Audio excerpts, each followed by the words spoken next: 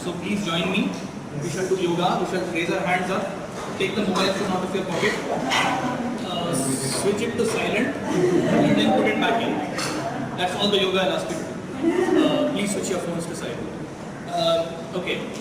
Today is also a very nice day to talk about science. It's the longest day. The longest? What is it? Summer solstice. What is the summer solstice? Yes, tell me. The day when the day is the longest and the night the shortest. Longest hours of daylight. Okay? Longest hours of daylight. So let me ask you a question then. Sorry for going off the topic from the China a bit, but it's very important. It's one of the biggest misconceptions I find. On which day does the sun rise the earliest and set the latest in Mumbai? So when does the sun rise the earliest and set the latest? Simple question. No, today, see, if today is a day when the hours of daylight is so this is the most common answer, that it should be today. The sun rises the earliest and sets the latest. But it is not that. It is not that, and permit me to show you this in a minute. But let me first tell you about Chai and Wai, especially if somebody is coming for the first time. Chai and Wai happens twice a month. Third Sunday is over here, Parel College. First Sunday is at Prithvi Theatre in Juhu. Okay? Come rain or shine, we are there. So don't call to ask, is it raining? Is there Chai and Wai? Yes, it's there. Okay, we'll be there. Okay. And the next one, which is 15 days from now, is going to be a very interesting one. It's going to be on science and society. In particular, the person we have, Subrat Raju. I don't know if you've heard about Subrat Raju. He is one of India's. He's one of India's leading scientists in string theory and quantum gravity, etc., etc. But he is also one of the most outspoken scientists dealing with the issues of nuclear power and nuclear policy. And in particular, he has done a very detailed scientific analysis of many issues which involve science and society, especially on energy and nuclear energy. And he will be speaking. He's coming to Mumbai for something else, and we managed to trap him into giving this. So he is going to talk about what is the role of individual scientists, of science academy, of the public in general, of the state. How should they be talking to each other? And that should be quite interesting. It's Science and Society. That's 15 days from now at Prithvi Theatre. A month from now over here, still not decided. Please give us a little bit of time. We'll put it up on our website hopefully within this week itself. We'll finalize it. We haven't been able to finalize it. That's because, I'll tell you why. July 5th is also the starting of the International Physics Olympiad. For the first time in history, the International Physics Olympiad in more than 30-40 years is coming to India. It's being held in Mumbai, organized by TIFR, our Homi Bhabha Center for Science Education. 400 students from 85 countries are going to be here, the brightest kids. It's being held at the Bombay Exhibition Center in Goregaon. It's only an examination, you can't go there to see anything.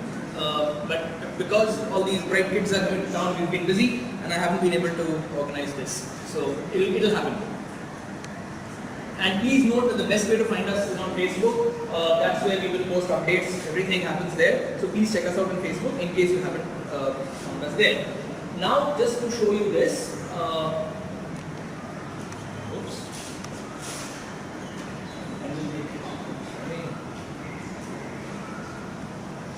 Okay, so this is a sunrise sunset time for Mumbai. Okay, and this is the length of day. So you can see this is June 21st is today. The length of day is increasing. It goes to 13 hours, 16 minutes, 22 seconds, again starts decreasing from today. So today the length of day is the maximum. But look, the sunrise time is at 6:02 today. The sunrise was at 6:01 earlier. It was at 6 o'clock and 5:59 earlier. So the sunrise is already starting to get late. But the sunset is not in phase with sunrise. The sunset is still going later and later. The sunset will happen 19, 20, 20, go to 21, 22 and then again come back. Okay, so this thing, the day when the light is maximum is today in the northern hemisphere. But it's not the day of the earliest sunrise or earliest sunset. At the equator it is, the further north you go, this difference can even be a month. Okay, so please just go and check sunrise sunset times on the net for Mumbai and check it for Delhi and check it for I don't know, Oslo or some really northern place, and you'll see the difference. So I'm sorry. Yeah. I didn't get it to you. So when you say summer solstice, does it mean the longest day, or does it mean, by definition, what does it mean? The longest hours of daylight. In northern hemisphere. In northern hemisphere, the longest hours of daylight is from here to here. So difference between sunrise and sunset. Not the absolute time of sunrise and sunset, but difference between sunrise and sunset is the maximum. Longest hours is still today. Is still today. But it's not the earliest sunset. It's not the earliest sunrise or the latest sunset. Okay? Which, by the way, I think even the SSC book has it wrong. Alright. So with this, I think it is a pleasure to introduce Joe. Okay. So, a couple of months back, or was it last month back? When did we, 2 months back, we did the program. Planet. We had this thing about planets where we showed you the exact sizes of the planets. If anybody is still did not come for that session, I have the planets with me. If you want to see what is the size of the planets to scale, I have my planets with me over here. So we had a sun which was a melon, 10 centimeter diameter. The sun is this size. What is the real size of the Earth, Venus and all the planets? So I have all my planets inside this. And how far away are they? And we found that if the sun is this size, the Earth is actually quite far away, and Jupiter and all this stuff. Pluto is half kilometer away. So things like this. So we have that in case you missed it. But one of the questions that came up last time was how do these planets form? And to tell us that today is Joe. So Joe Philip Lennon is a PhD student at PIFR whose expertise is actually in planetary formation. So we figured there's no better person to tell us about this. So all over yours, Joe.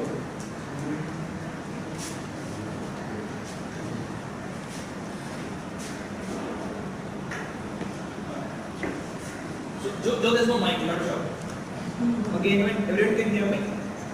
Can hear, right? Alright, so maybe I'll start today by telling you an exciting fact that more than half of you as well as me are extraterrestrial intelligent. What do I mean by that? Like, most of the matter which is, as you all know, like they are like almost 55-75% water, came to Earth after Earth was formed. Like it wasn't there when the Earth formed. So we actually invaded Earth much later. Now, so today's talk we'll be looking at how this happened, how we understand this to have an Earth. Okay, so let me first give you guys a timeline. So it all happened 4.6 billion years ago. An extremely ordinary event happened, which is a star, like an ordinary star. Our sun was formed. And just to give you a rough idea of the time scales, things are happening because there are new young people here you may not be aware of that the sun formed 4.6 billion years ago.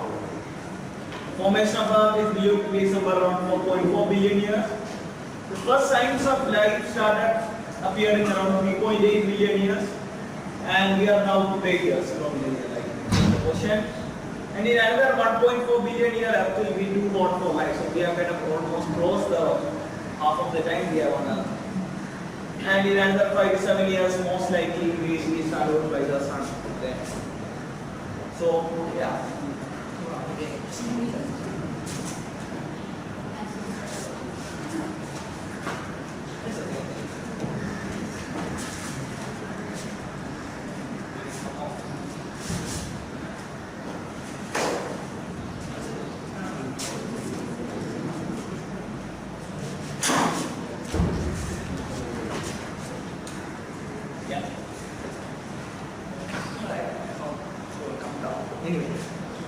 Alright, so now let's go back to the beginning, how it got formed.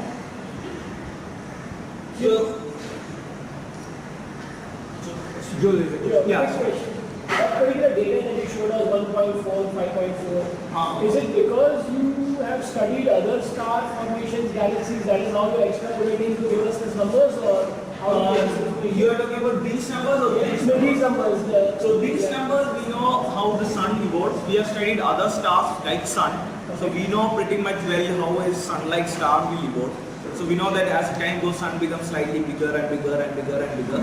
So it becomes hotter and hotter and hotter. So by 1.4 billion years, it will be really hot. There's some definition called habitable zone, which defines whether life can form inside that temperature. So we go outside that. It's going to happen. We only way is that we keep jumping. We can move to Mars and like that all the way to Titan probably. So you don't have to lose hope. There are billions of years we'll have enough technology hopefully to escape.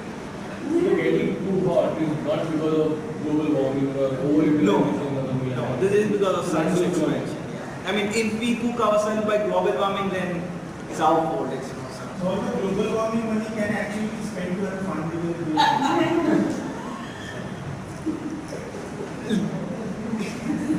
We have to prevent global warming so that we'll survive till 1.4 billion years and then we will What will happen is that if you don't do the global warming stuff, then that 1.4 will become 0.4. Yeah.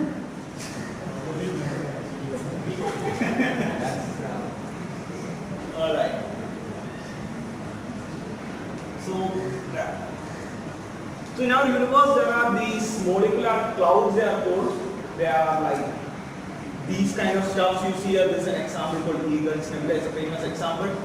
So these are like really cool molecular clouds, like dust and stuff. Because of the self-gravity, like because of the gravitational attraction, they kind of collapse. And they form like really dense structures like this. And in these structures are actually where stars are formed, stars, planets, etc. As you can see here, this is famous one, like, you don't actually see anything much, like, because all you see is the dust. This is the same structure which you are seeing here. If you look in near infrared, you can actually see deeper into it. So this is exactly the same view if you look through in infrared. You see all these tiny stars which are forming inside, you see clearly. So that's how astronomers study how the star forms, how the planet forms. So right now we are kind of zooming into a particular region, a very dense area where the stars are forming. And what you see right now here, which is the map, this is actually a computer simulation, but I will later show you a real image where we actually make these stars and planets are forming. So as I said, like these kind of clouds collapse into very thick areas. So only in these dense areas, because of their own gravity, they start collapsing faster and faster. And at most of it just remains there. But at some small areas, you can see that it actually collapses really low. And you will have, like, for example, like solar system formation like this. So you can see that because initially the cloud will have some rotation. And as it falls, it will still keep rotating. So that is why our entire solar system is rotating. It's because the cloud from which we formed was rotating. It had a rotation. And they will form a flat kind of structure. As you see here, this I wish it was a little more darker, but anyway. Now at the center will be they're called protostars, or like the sun, for example, where it was forming. But in the outer part of the disk, you can see that slowly again the matter starts condensing to small blocks, and they become like giant planets like Jupiter, Saturn, etc. So this is could in principle become a giant planet, or they can also get destroyed during the formation.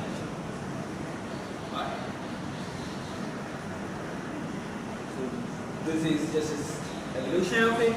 So this particular thing is still very hot. There is still fusion stuff out there, or Fusion, yes. Where is Almost the at the energy epoch coming where towards the end of this video, the fusion kind of starts happening. where is the energy for all this?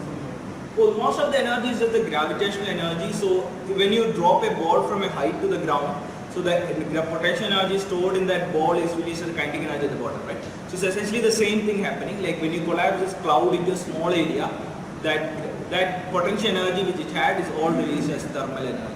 So it's mostly gravitational energy. So they're formed and you see in infrared. Solar systems are evolving because the initial cloud is evolving, but why does it start to evolve in the first place? No, the thing is that it's difficult to not make it revolve. Like, so anything you have, you just kind of compress it unless by some weird initial condition everything was stagnant. You can't have a non-revolving thing. You will always have a residual rotation. So it's not like they were all revolving like a whirlpool or something. They had random motions, but overall there is an effective rotation to it. And they are all random, like different areas will have different random. So it's a complicated initial condition which decides what direction it was rotating. It's extremely difficult to have a cloud which is not rotating. Even if you look around, like look at the air in this room, it will have like small swirls and stuff, right? You don't have a stagnant system to begin with. So it is that rotation which gets amplified as it forms. Right? Is that clear? But it's a very good question. Why it starts revolving like it's just initial condition. Okay. Now we will zoom into one of these accretion disks and to show you how planets really form inside this disk. So this is just another simulation. So your sun is at the center, you have this disk in which the planets form. Now what happens is that there are these pebble-sized objects with grains which start first, they kind of randomly go around colliding, they stick to each other and they start forming. Like this cluster.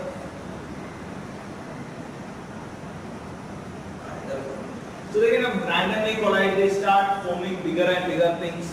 So initially they don't have enough size to actually attract other particles by their gravity. They just randomly collide. But once they have enough mass, then they can keep on attracting more small pebble-sized structures and until they form planets. So planets, comets, asteroids, dust, everything that you see. So these are like usual.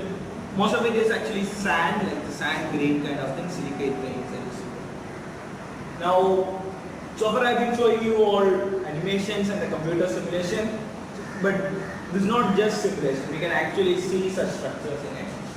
I will show you one very recent image, like recent means it was first image only like 4 months ago or something. That's the first time we saw it. So this is a region where we are zooming in. It's a real image in optical. And what you see here is a famous source called HL Tau. That's the name of the source. It's in the Taurus constellation. And what you see here is a star forming, and here a single star, and then there is a disk around it, a protoplanetary disk. You see those ring structures? These are probably because of planets which goes around it, which cleared the disk. So we'll be going into more detail of how the planets forms. Right? How large is this? So this can be like some 50 AU to 100 AU kind of sizes. So 1 AU is the distance from Earth to the Sun. So it's a 50 times that to 100 times. It's from There is Earth to a- Pluto. Earth to Pluto. Like Sorry. up to Kuiper belt kind of distance. Yeah. Okay, so everything seems fine. Like we seem to understand how planets form. Then what's the big trouble? Well, today's topic we will be worrying about a big issue as I started, the water. So there is something called snow light. What happens is that the center where the sun forms, it is so hot that you can't have any ice or liquid water to a certain distance. And this distance is almost somewhere between Mars and Jupiter. So there is no ice water, like water in the ice form, inside this radius where the Earth forms. So all the water here, because there was in gaseous form, so there is no way it could have been stuck on Earth. And so in principle, all the planets inside this radius called the snow line should not have any water in it. Like they should be like dry, rocky planets with no water. And all the water should be outside this. But we know we have water, but we don't actually have. There is a common misconception that we are a blue earth, we have lots of water, but we really don't have much water if you look at it carefully. Like this big, Earth is this big, and all the water on Earth put together will be only this much compared to the size of the Earth. But if you look at a satellite of Jupiter, for example, Europa, with a so small satellite, the size of the satellite is only this much, the water on it is this much. And similarly, the other satellite, Titan, will have this much water. Right? So, it's true that we don't have much water, but even this water, we don't know where it came from. We shouldn't ideally be having any water. The big question is where it came from. So, one of the biggest, the strongest hypothesis we have to understand this is called the late heavy bombardment. Like we were literally bombarded by comets, asteroids, and what we call meteors, etc., with minerals, water, etc. Now, when did this happen? It happened 3.9 billion years ago. Like we were all kind of settling in, our Earth had cooled, like we were thinking life will be quite happy, so the moon has also formed. And this is actually a simulation which shows how we got bombarded by all these meteors, comets, etc. So this simulation shows the moon kind of cooling down, like we are just forming, so we are cooling down. And it was, the crust had formed, like we are no longer a molten liquid form. And then slowly it started picking up. We started getting hit by particles, and then it just got worse. As you can see here. Alright, there it comes. And now this happened over a very short period of time compared to the time scale which Earth and Moon were forming. Like this all happened within some 10 million year time scale. And we got completely bombarded. We see these craters on Moon. We don't see much on Earth because the Earth atmosphere kind of clears it off the way. But all of us were bombarded equally. Like right now when you look at the Moon, you see all those nice patches on it. Those are actually, like, if you look at those craters, you can measure the age of those craters by looking at how many smaller craters are inside that crater. So when astronomers estimated this age of craters, they found that most of them were actually formed in this particular small era of time. So that's how we know that we were heavily bombarded in this way. And we see this, our present moon. Earth was in bombarded. Earth was bombarded, yes. Everyone was bombarded, we were all cruelly warmed. So this is called the lunar cataclysmic hypothesis. We have all these craters on the moon because they remain there. Like you make a dent on it, it remains there for a long time. So while forming, we are of course being bombarded by a lot of structures. That's how we form. And then at 3.9 there was this sharp peak in bombardment. And then after that we have been happily living ever after, like nothing much happened. At least we were not brutally warm. Time. Oh sorry, y-axis is the number of asteroids. So how come the Earth has water and the Moon doesn't? Yes, so it's a good question. Moon actually got almost the same amount of water as Earth, but then the moon is so small that it can't retain anything, it just evaporates. How come all these billions of years, something like some other thing like that is not important? Other things like that? Like Earth has a life. Yeah, So yes. why something like this could not form in all these billions of years similar process going on? You mean in the other planets like Mars and all? Is it just that we don't know or it's something which is not common? There are a lot of things which we still don't know. Like we don't know what exactly started, triggered the life and all. But probably it's because we are in a lucky temperature with lucky water, lucky minerals. But they were all of them were bombarded by the same elements, right? Same water, yeah, water is yes. And they were different. Yes, but no, water is not the only thing which, like the tectonic act. Probably we believe that if the life formed actually in the vents in under our ocean, you need all those kinds of activities and all, and also we need some protection for the life. Like Mars didn't have, or at least now it does not have good magnetic field to protect the life. And for example, like everything gets evaporated. Like it's one reason why Mars does not have any water now, even though it was imported by the same amount of stuff like the Earth. Do you have evidences in the other systems that this thing is happening the way it happened in our solar system? The bombing? The bombarding for a limited period of time. And No, this happened only in our solar system. At least we know of only our solar system where this happened. Other solar system we don't know, we can't see deep enough. so it's just a hypothesis. No, but we have evidence of this in our solar system. Yeah? I mean, this evidence is of the bombardment is from looking at the stuff in our solar system. Like as I said, if you look at these craters on the moon, you can estimate the age when this crater was formed, for example, by looking at how many smaller craters are inside it. So from there you can find out the age at which all these craters were formed. So this is a graph you get if you do that. Like you have some craters forming, but all of a sudden in this small age you see a lot of craters were formed. And then before that it goes like. So we know that at this epoch we were being bombed by all these small rocks and solids that those many craters form. Isotopic and Faustian difference, what does that mean? What do you mean by isotopic evidence of that?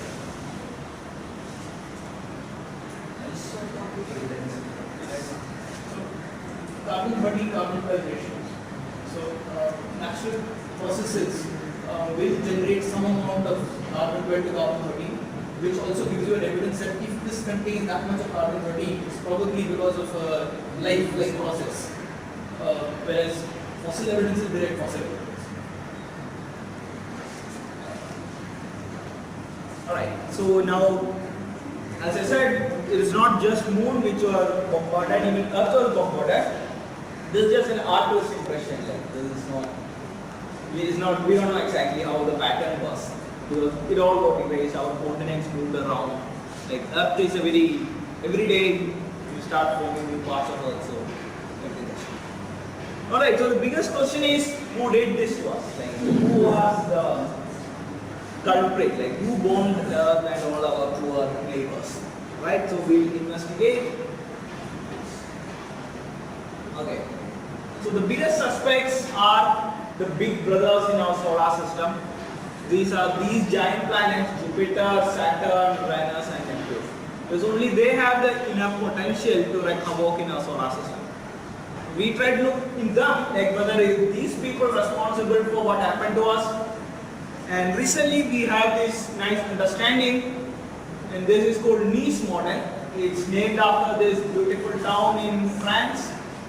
It's because there's an observatory there, we actually proposed this model first. So essentially what this model says is that Jupiter and Saturn, they kind of slowly migrated around, and this swapped the positions of Uranus and Neptune.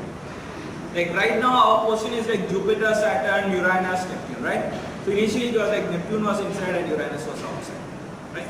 It is this swapping which completely disrupted everything which was outside the Neptune, that's called the Kuiper belt objects, and they kind of was showered on inward as well as outward, like they were all showered by those. So before I go into detail of this, there are a couple of things that you need to know to understand how this works or what is the basic idea. So first thing is that planets migrate. Like planets are not formed where exactly they are now. Right? For example, initially this is the disk in which planets are forming. So if you have water in a bucket and you put your finger in it and you just propel it like this, you start seeing the waves forming around it, right? Now, this is something like that happening here. So this is happening on accretion tail. So you have this kind of spiral shaped waves occurring. So this could be a planet like, for example, our Jupiter. And what you see is that there's kind of a little more substance wherever there is this wave, like there's a higher density here. And as you know, like more mass you have, more maybe the gravitational pull. So this wing kind of pulls this planet out, this wing pulls the planet in. So depending on which wing is stronger, the planet can be pulled inward or outward. This is called the type 1 migration of the planet. And there are other complicated migrations also because of the turbulence and all. But for right now, for our talk, you just have to be aware that the disk itself can pull or push the planet as when they are forming. And the next important concept that you have to be aware about is resonance, which most of you have already heard about or at least experienced while swinging a kid on a swing. Like if you want to amplify the amplitude at which the kid is swinging, you don't actually push when the kid is approaching towards you. You start pushing the kid when the kid starts moving away from you, right? So if you push it when the kid is coming towards you, push it, the swing actually stops. Like you kind of keep it anti-fixed.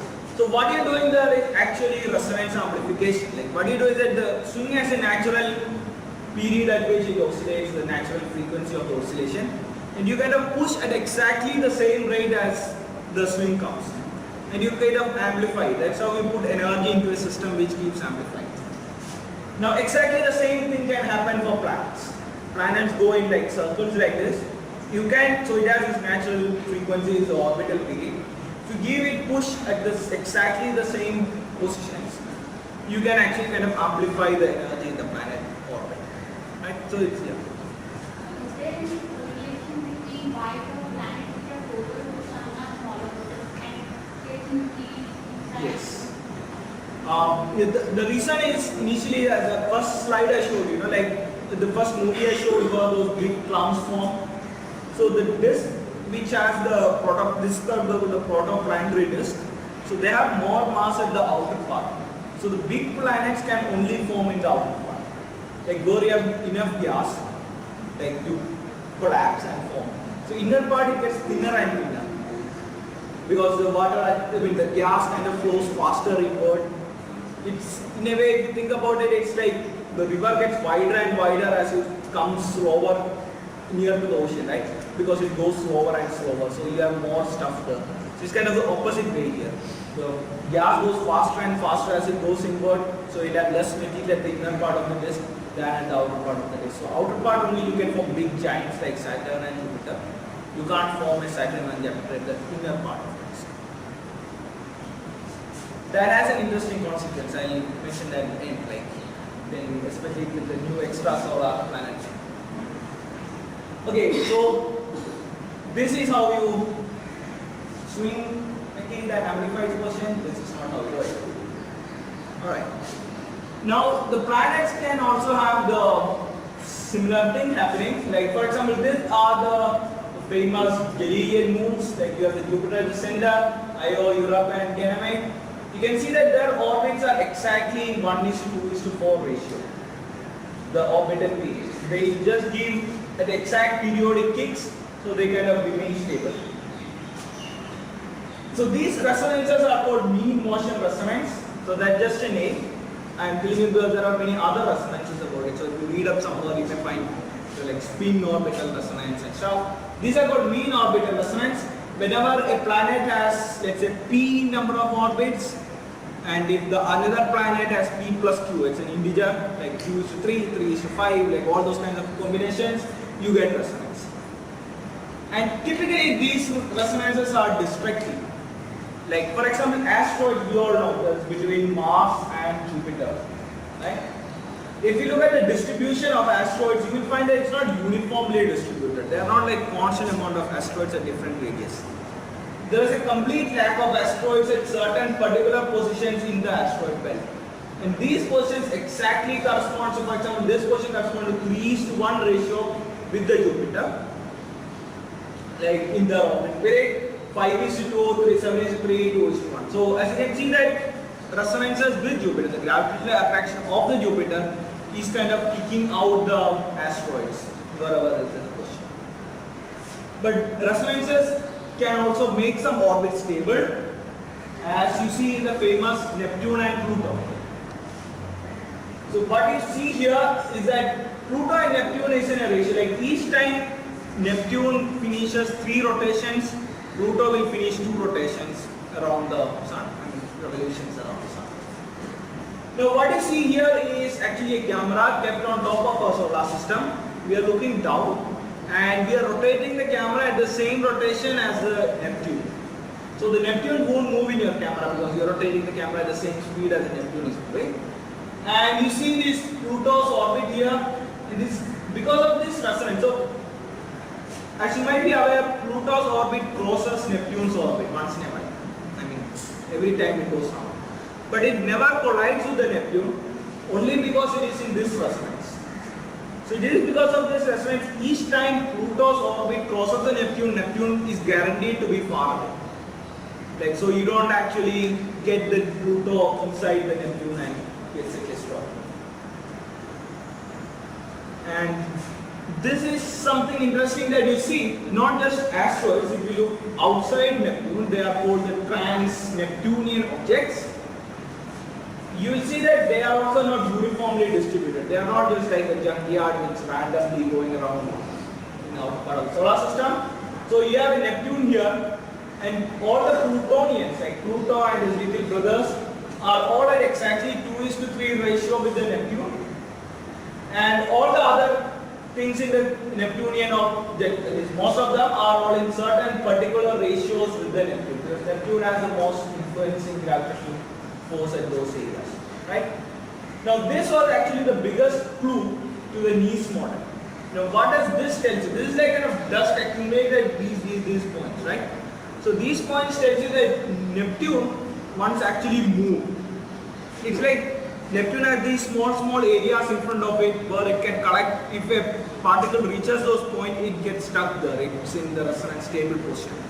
As the Neptune swims, it keeps collecting more and more stuff in it, and you keep collecting, and that's how it collected all these people at these positions. So this is kind of an evidence that Neptune actually kind of migrated outward, collecting all this dust. Okay, I hope you guys are still with me. I just want to know where the water is.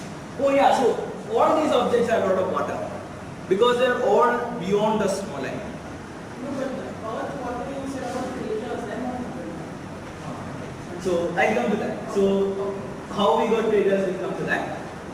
So this is, I'm just telling you about what is the situation in outer parts of our solar system, so that you will understand why what is going to happen next implies that we got water. So these objects have water trapped as ice and Ice, yes, correct. along with other elements. Okay. But water means yes, ice. So beyond that snow line which I showed you, all the planets have a lot of ice water. The temperature is low enough that you can have water in ice form. So only Initial gases also have water in it. initial disks. This also Yes, has water. yes, that's true. Yeah. Water is a common element actually. You see it everywhere in food. Even all these molecular clouds which collapse, you will have water in it. So all you're saying is initially in the center the sun is so hot that till certain distance all the water is evaporated. Evaporated, yes. Only after a certain distance you have residual water that's available. Yes. And in ice form. In ice form. And because it was ice it remained as ice. It didn't Because of dissolve. ice it remained as ice. I remained as ice. That theory is correct. What we go from sun to water remains. So there is still some energy, some heat required from the sun to sustain the life. That Yes. is that will also decrease with the distance from the sun. Yes, with the distance it gets colder and colder. That's why, for example, all the water on Titan, for example, is just ice. Right? It has a lot of hydrocarbon seas and oceans, but not water ocean. So probably that even if it has life, it won't be like the life on Earth. So yes, as you go out, it gets colder and colder, so you won't have life. So there's only a certain radius in which we call the habitable zone, which is like similar to Earth, like we can hope to have life. At least Earth-like life. All the planets were have developed gas. Out of that, you have Mars, like you have Mars, which is more of hydroxide and iron oxide, whereas probably Earth has probably less of it, and probably Venus is more like a gas. No, Venus also has solid surface. It's not like Jupiter, which is mostly gas. So Venus, Earth, Mars, if you look at the total actual fraction, they are kind of almost same. They are not very different. Surface will depend on like all the local things which happen there and all. Like otherwise, if you look at the average composition, they are almost essentially same. We are mostly silicate stuffs and ridge formation. Why Venus is different is a reason is different from why Mars is different. Like for example, Venus is because of the runaway greenhouse effect. It's so hot, like it's like a living hell there. Mars has no magnetic energy. Right. So now we'll go back to the Nice model, which will finally explain what happened to us. Now this is actually a simulation. We just do a simple gravitational attraction simulation with all these particles. So you have the Jupiter here. So we are doing simulation only on the outer part of the solar system.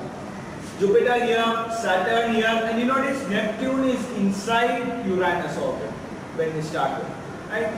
And all the Kuiper belt objects which are like a lot of random stuff there, which we got cosmomagnetism. And you kind of evolving it, you can see the time it has evolved around 700, 800. You slow down now, you see suddenly something happened, like the orbits kind of swap, all these green stars which are there were completely thrown out or thrown in, etc. And now this is the final position. You have the Jupiter, Saturn, Uranus, and the Neptune in this final position. Now, why exactly this flip happened? Probably in this video you can actually see it more clearly. So if anybody wants to see this again, let me know. Like I can play it again. Okay, I'll just show that flipping part again. Okay, I'll start at 700 million. Alright.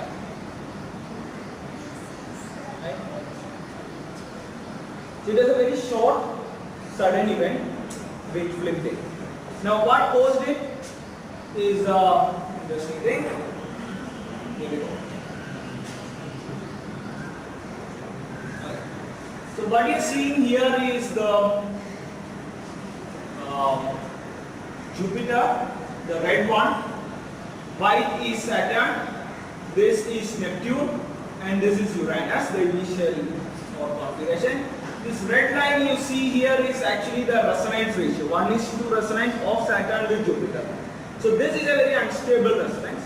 So you can see that slowly and slowly this Saturn is kind of migrating outward. It will soon hit this resonance point where it will get a huge kick from the Jupiter. That kick will be transferred to this, and we'll see what happens. So these are all those green same kind of objects. They are it is kind of coming nearer and nearer. So once it reaches that resonance point, it gets a lot of kick. Like it kind of amplifies its position, and it will have to jump out like this. So you see now it is on the other side of the line, and Uranus and Neptune is the position. Okay? So all these things got thrown away inward and backward, and it was that actually which showered us with all these stuffs. So these stuffs are all outside the stone line. They are like a lot of water, a lot of all this cold CO and stuff. So it was this event which we believe which caused the late heavy bombardment. Like these kind of get scattered, thrown away in all directions, and you get like bombarded heavily with them. Alright. So now you guys understand how LHC was done, right? I should also say that this is not the final one, these are the first model we had. So there are few issues with it, so which we try to solve by other models called Grand Tag. Essentially the idea is more or less same. Here this Grand Tag model, in which what happens is that Jupiter, I will replay this animation again. So the blue ones are actually the objects which have a lot of water in it. The red ones are the points which didn't have much water. So initially, as you can see that nobody here had any water. All this water was here. As this Jupiter kind of migrated inward, and you can see that exactly like in case of that trans-Neptunian objects which I showed the plot, they get collected at these resonance points. So Jupiter kind of like a flow pushed in all this snow onto the Earth. And you can see that suddenly all these planets which form here have like lots of water around it. So you have this Mars forming, this is Mars, this is Earth, and two of them made it from Venus. Now this model also explains why, for example, Mars is only half the size of Earth. Which is a big question, like what happened to Mars? Like Earth is so big, Venus is almost the same size as Earth, but Mars is so small. And then after that the two big giants. So this kind of explains why Mars is so small, because Jupiter kind of threw away a lot of stuff when it came all the way here. And then afterward Jupiter as well as Saturn moved out. So where is Saturn on this? Oh, this animation does not show Saturn. So Saturn is there in this Grand Tag model, but you don't really need Saturn also to be moving. So these are all slight variations to the model which can also explain stuff. So you should not think that Nice model is the final word. Like there are still possibilities, small variations of it which people are seeing that can also explain this. So this model there is no flipping of. This model does not need flipping. Does not really need flipping. But the thing is that you put all these things and you run a simulation. In some cases you do get flipping. So the flipping is not a 100% guaranteed stuff. But flipping can explain, for example, that trans-Neptunian thing. Like all those peaks which we saw, which actually say that Neptune actually migrated out. So that is a more likely scenario. because that can explain that one also. So the nice one you're saying is possibly like No. So even in this case, you can course flipping as this mic takes. this also is possible.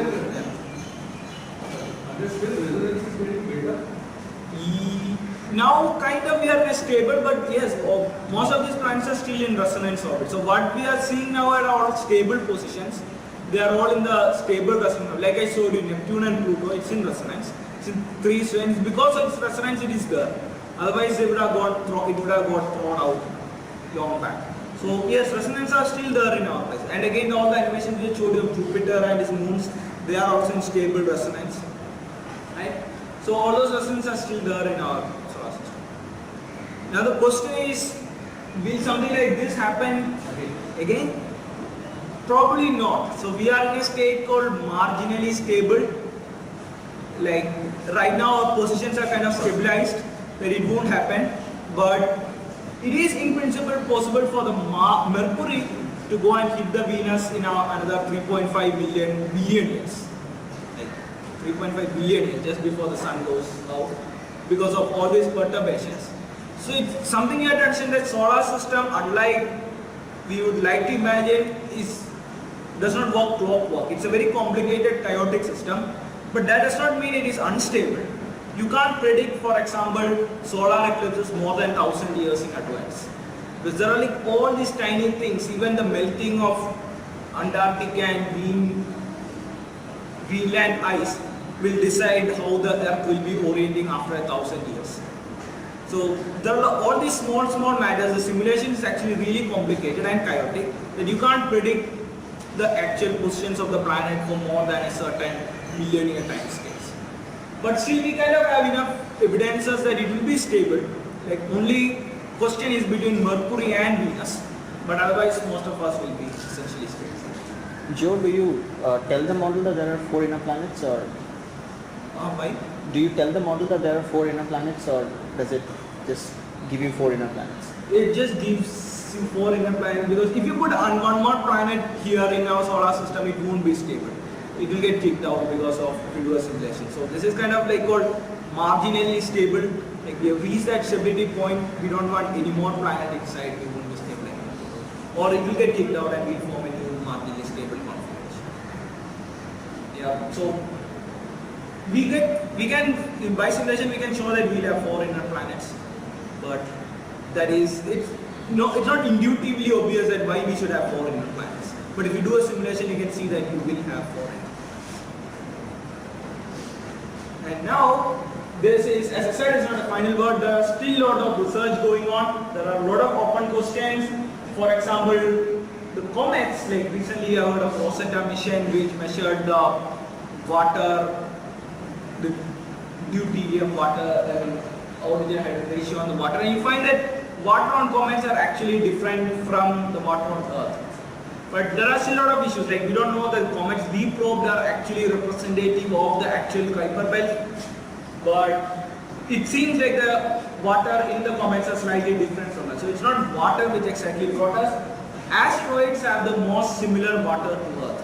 Like if you look at the type of water on asteroids, they are almost exactly the same as the water we have on Earth.